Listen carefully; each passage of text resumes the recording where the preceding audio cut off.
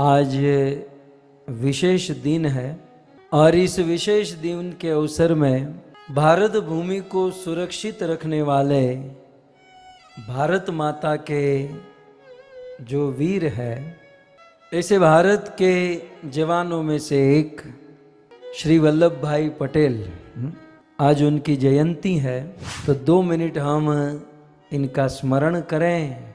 सरदार वल्लभ भाई पटेल, जिसका जन्म 31 अक्टूबर 1875 गुजरात के नडियाद जिले में हुआ था।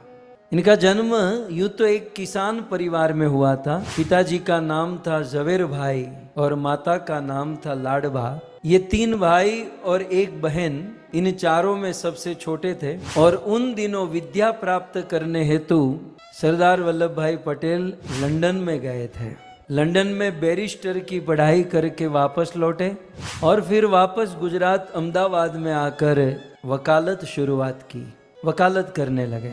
और उन दिनों विश्व वंदनीय श्री महात्मा गांधी भारत को स्वतंत्र करने के लिए जबरदस्त परिश्रम कर रहे थे। सो महात्मा गांधी के विचारों से प्रेरित होकर सरदार वल्लभ भाई पटेल भारत के स्वतंत्रता आंदोलन में पार्टिसिपेंट किए, भाग लिए। भारत के स्वतंत्रता आंदोलन में इनका सबसे बड़ा, सबसे पहला योगदान 1918 में हुआ। भारत में खेड़ा में सत्याग्रह था और उस सत्याग्रह में उन्होंने अपना बहुत बड़ा योगदान दिया। साथ ही साथ 1928 में बारडोली सत्याग्रह में समस्त किसानों का नेतृत्व किया। महात्मा गांधी को बहुत बहुत इन्होंने मदद की। आपकी जानकारी के लिए भारत के प्रथम गृह मंत्री और उप गृह मंत्री, प्रथम भारत के गृह मंत्री सरदार वल्लभ भाई पटेल थे।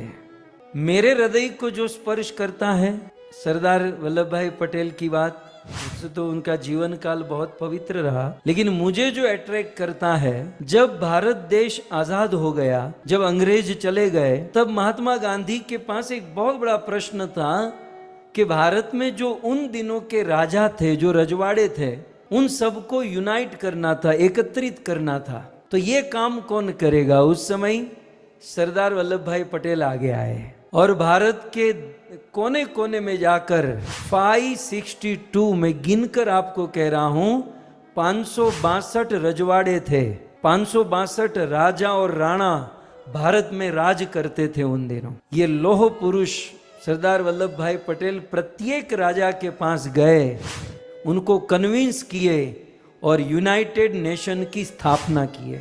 आप विचार करो कितना जबरदस्त काम होगा। एक बिल्डिंग में 500 लोग रहते ना, फिर भी विचार एक नहीं होते प्रपोजल पास नहीं होता। इन राजाओं से रजवाड़ा लेकर गवर्नमेंट को जमा कराना और सबको एक प्लेटफॉर्म पर लेकर आना, ये बहुत बड़ा काम था जो सरदार वल्लभ भाई पटेल ने किया। अब इस पर बहुत बड़ी कथा है। शाम दाम दंड भेद, उन्होंने सारी नीति अपनाई और जैसे तैसे सबको एकत्रित किया। और फिर जब इस प्रकार से उन्होंने कार्य किया तो महात्मा गांधी ने उनको लौह पुरुष की उपाधि प्रदान की कि ये लौह पुरुष है। आज हम सब के लिए एक सौभाग्य का विषय है कि गुजरात में नर्मदा के तट पर सरदार वल्लभ भाई पटेल का पूरे विश्व में सबसे बड़ी मूर्ति, सबसे बड़ी प्रतिष्ठा की गई है। 182 मीटर ऊंची ये प्रतिमा है, जिसे स्टैच्यू ऑफ यूनिटी कहा जाता है, जिन्होंने भारत को यूनाइटेड किया। 31 अक्टूबर 2018 को इनकी प्रस्थापना हुई और इनका दर्शन प्रथम हुआ। जब ये बारडोली में सत्याग्रह कर रहे थे तो वहाँ की महिलाओं ने, वैसे तो पंजाब में जिसका जन्म होता है अक्सर उनको सरदार कहते हैं, सरदार जी, लेकिन ये गुजराती होकर, पटेल होकर इनको सरदार की उपाधि उस सत्याग्रह के दौरान उन महिलाओं ने, माताओं ने प्रदान की। किसी भी देश का वास्तविक सुंदरता उनकी अखंडता होती है और हमारे भारतवर्ष में उस यूनाइटेड नेशन अखंडता की स्थापना करने वाले श्री सरदार वल्लभ भाई पटेल रहे। और इसीलिए उनका जो जन्मदिन है नेशनल यूनिटी डे के रूप में मनाया जाता है।